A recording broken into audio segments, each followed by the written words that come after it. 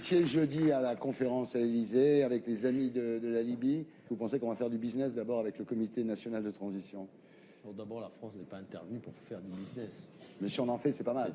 Je pense que si on crée des emplois, si on permet aux entreprises françaises de se développer, ça fait aussi partie du rôle des dirigeants français. Voilà, ils travaillent pour leur pays, donc c'est pas quelque chose de honteux. Mais après, c'était pas le motif essentiel de l'intervention en Libye, pas plus d'ailleurs que la réception de Monsieur Kadhafi. Je vous rappelle que c'était la conclusion de la négociation pour sauver les infirmières bulgares. Bon.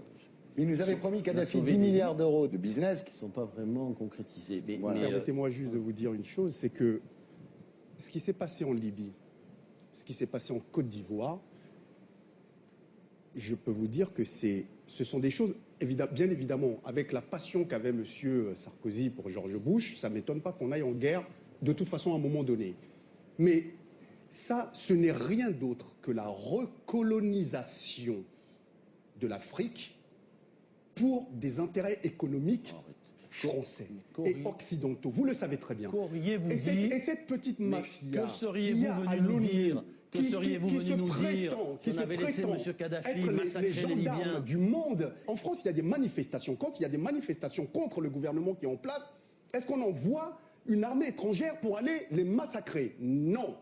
En Tunisie, quand la majorité du peuple s'est levée pour ses libertés, ils ont fait tomber le gouvernement. Il aurait fallu, si c'était la majorité du peuple libyen qui voulait cette liberté, ils auraient fait tomber le gouvernement qui était en place. Donc vous savez très bien que... On est clair, vous regrettez l'intervention en Libye.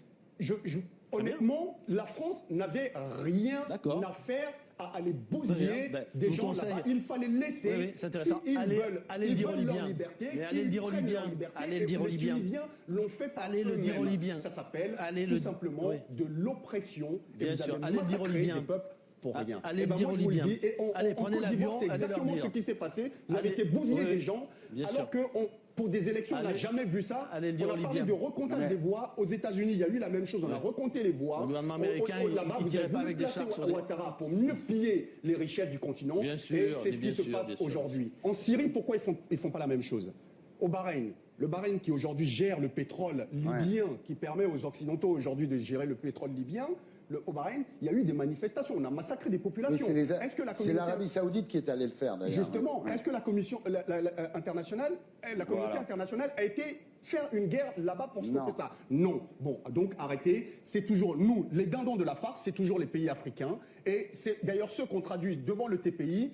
Traduisez George Bush devant le TPI pour ce qu'il a fait en Irak, puisqu'il a menti pour dire qu'il y avait des armes de destruction massive en Irak, qu'on ne les a jamais trouvées. On a massacré des gens pour ça. Il faut qu'il soit traduit devant le TPI. Et à partir de là, je reconsidérerai qu'il y a une vraie justice dans vos instances. De quelles instances? Moi, j'ai jamais prôné la guerre en Irak. Non, mais lui, il était plutôt le partisan de ne pas y aller. Je vous le dis, comme je le pense, l'intervention de l'OTAN défigure la révolution libyenne. Et bien voilà, ça sera le mot de la fin.